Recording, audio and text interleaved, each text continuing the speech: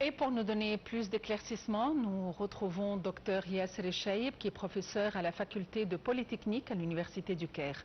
Dr Yasser El-Cheib, bonjour et bienvenue avec nous. Bonjour et merci de m'avoir avec vous. Le plaisir est le nôtre.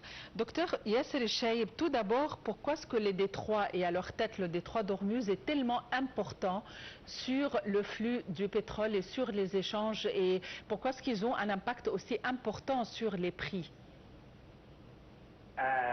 Bon, c'est une bonne question. En fait, les détroits d'Ormuz, c'est les détroits les plus fréquentés par les navires pétroliers, parce que la plupart de pétrole qui viennent du pays du Golfe, qui exportent, je crois, autour de 40% de pétrole du monde entier, viennent de l'est de l'Arabie Saoudite, du côte ouest de l'Arabie Saoudite et du Qatar et de Bahreïn et bien sûr des Émirats et Koweït. Et il y a aussi du pétrole qui vient de l'Iran. Et tous ces pétroles-là, ils naviguent via les détroits d'Ormuz. Soit que l'Iran exporte le pétrole via l'Inde et la Chine, et les autres pays exportent, bon, ils exportent aussi via la Chine et l'Inde, mais ils exportent aussi via l'Europe. Et notamment, par exemple, le Qatar exporte le gaz via l'Europe, et notamment aussi le Qatar exporte le gaz via l'Égypte. Par exemple, nous importons du gaz du Qatar. Tous ces matériaux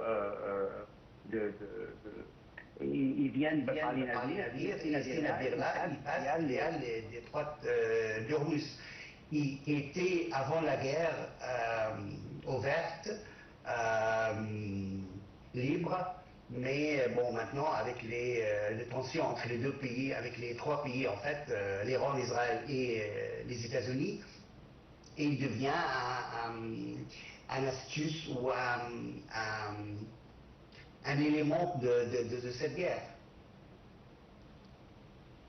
Et dans quelle mesure ceci affecte l'économie mondiale? C'est-à-dire, c'est clair que ça doit affecter l'économie régionale et affecte la situation géopolitique. Et c'est vrai qu'il y a ces navires transportent le pétrole vers d'autres zones beaucoup plus éloignées. Mais dans quelle mesure ceci a vraiment un impact aussi lourd sur l'économie mondiale? Il a un impact lourd, bien sûr, sur l'économie mondiale, parce que tout dépend du prix du pétrole. Aujourd'hui, si le prix du pétrole dépasse 70 ou 80 dollars le baril, là, ça affecte tout le monde. Parce que, par exemple, prenons l'exemple de l'Égypte. Si nous sommes en train d'importer de pétrole des pays de Golfe, si le prix de ce baril-là augmente de 20 dollars, ça va affecter notre économie à nous. Et après, ça va faire que le prix de vente de nos produits à nous, que nous sommes en train de les vendre vers l'Europe ou vers les États-Unis, les prix de ces produits va augmenter parce que le prix du pétrole a augmenté. C'est la même chose qui se passe en local en Égypte, quand le prix de gasoline, de gasoil augmente à la pompe. Chez nous, là, nous avons eu une augmentation de 3 livres, par exemple, avec le début de la guerre. Ça a affecté toute la chaîne de production, ça a affecté tout le monde.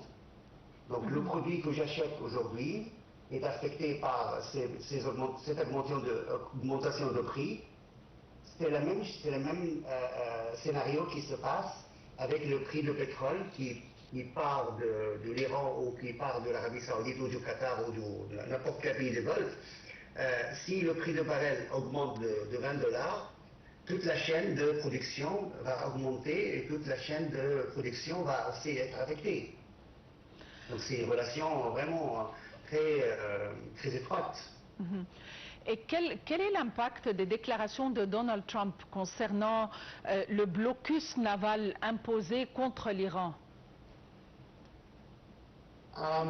À mon avis, cette déclaration a un impact bien sûr négatif sur le prix de baril. Donc le prix de baril va augmenter. Mais à mon avis, c'est une stratégie de négociation. M. Trump a envie de négocier avec l'Iran sur la fin de la guerre et la liberté de naviguer les détroits d'Ormuz. Donc, chaque partie utilise n'importe quel outil qui est là pour pousser sur les négociations. Donc, aujourd'hui, ce qu'on voit, moi je viens de voir maintenant le prix de pétrole. Le prix de pétrole a diminué de 2 $, donc il est à 96 $, 97 $ aujourd'hui. Donc il y avait une baisse un petit peu de ces prix-là. Mais cette baisse, à mon avis personnel, c'est une baisse instantanée et pas durable. Donc il faut attendre un petit peu que ça soit...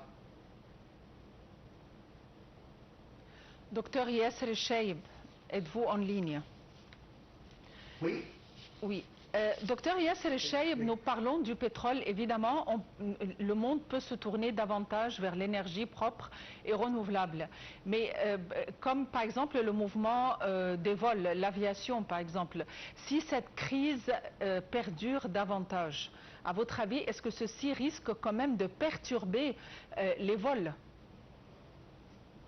Non, je ne crois pas. Je ne crois pas. Sur les vols, sur les avions et tout ça, je ne crois pas parce que cette industrie... Bon, il sera bien sûr affecté. Cette industrie sera bien sûr affectée avec l'augmentation des prix de baril. Mais affecter l'industrie mondiale de transport mondial... non, je ne crois pas qu'il y aura un impact. Par contre, il y aura un impact sur d'autres mesures, comme ce qui se passe aujourd'hui en Égypte, la fermeture des magasins à partir de 9 h, maintenant c'est à partir de 11 h, l'appel du gouvernement pour le pays, pour le peuple, à rationaliser un petit peu l'utilisation du gasoil. Mais sur l'industrie du transport mondial, je ne crois pas qu'il y aura un effet.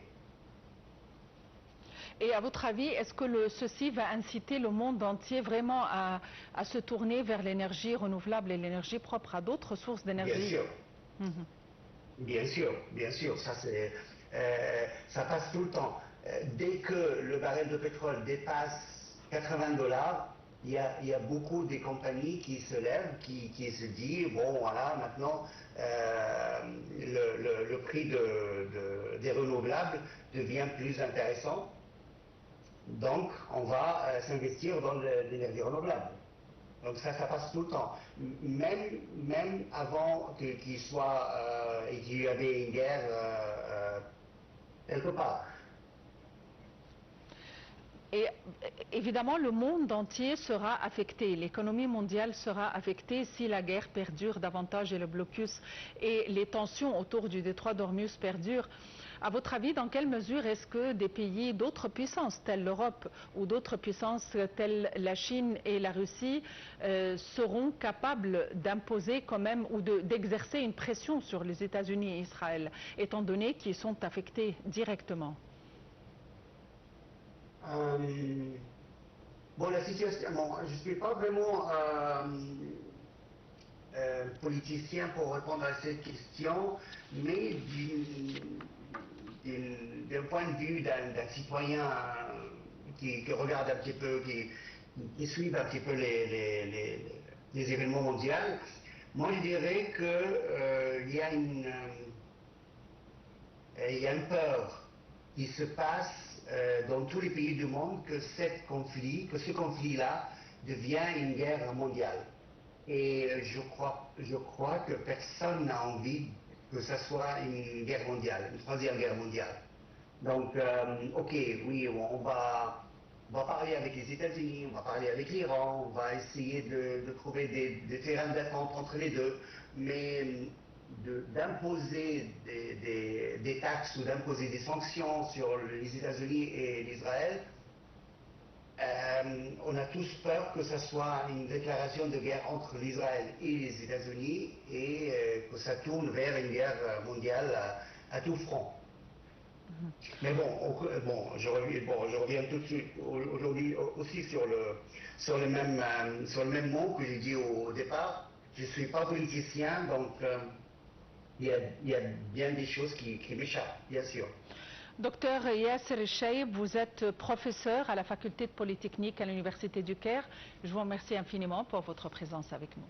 Sur ce, mesdames et messieurs, nous parvenons... Merci à vous. Je vous en prie. Sur ce, nous parvenons au terme de notre édition quotidienne de Bonjour l'Égypte. Reste à vous souhaiter une excellente fin de journée, à vous remercier pour votre attention et à la prochaine.